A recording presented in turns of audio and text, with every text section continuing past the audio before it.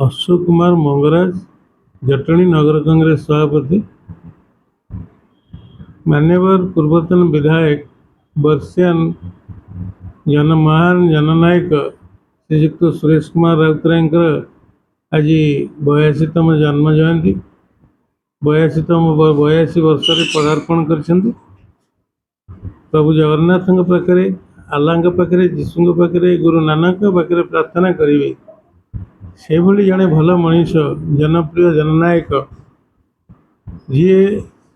4.5 कोटी ओडिशार वासी हृदय अच्छा स्थान बांधी समस्ते अति आपणार सहित भल पाती बापा यदि भाई डाकती पुओ भाई डाकती और नाती भाई डाकती यही महान व्यक्तित्व जी सदा सर्वदा समाज सेवारे निजक नियोजित करती जहाँ पाखे बाछ विचार न थाए जहाँ के पाखे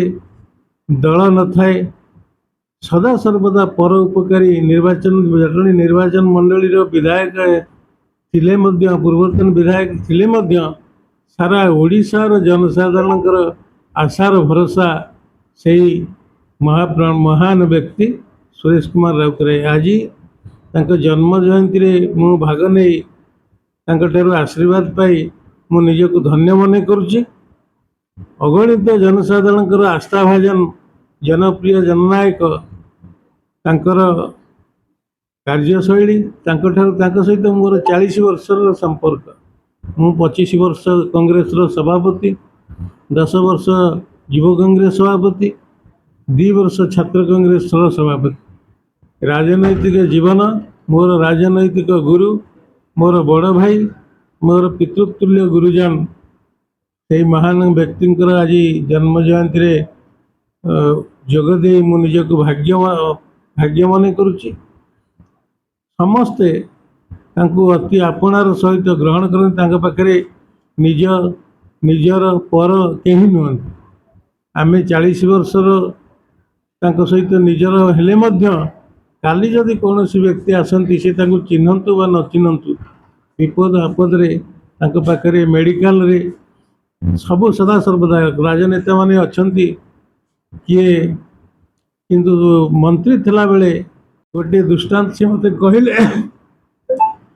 आम थे मेडिकल जाऊ मेडिकल जीवा अवस्था जड़े पेसेंट पड़ी था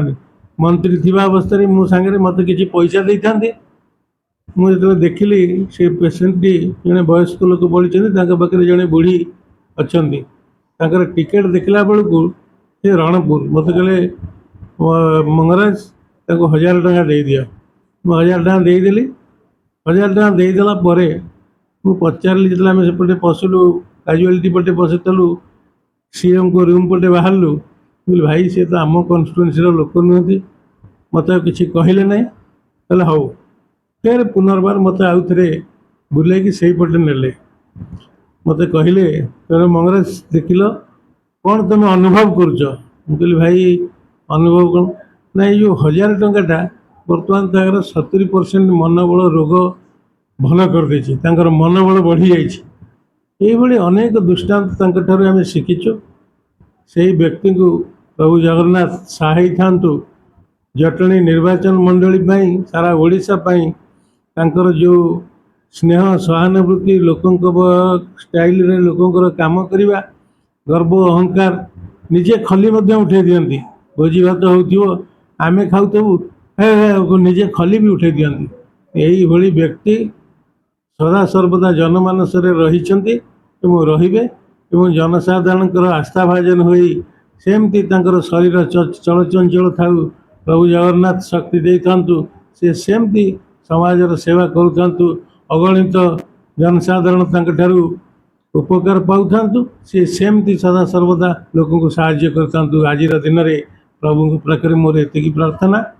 एवं मु आशा करुच्ची प्रभु जगन्नाथ आल्ला सदा सर्वदा सेमती युवक अवस्था भली से थांतु वार्धक्य प्राप्त न हो सेमती जनमानस जनप्रिय नेता भाव सुपरिचित हो रही था एति आज जन्मदिन में मोर वार्ता आसतु समस्ते पथ को अनुसरण करी आमे माने ନିଜେ ନିଜେ ଯେଉଁମାନେ ସମାଜସେବୀ ସମାଜ ସେବାରେ ନିଜକୁ ନିୟୋଜିତ କରିବା ଆଜିର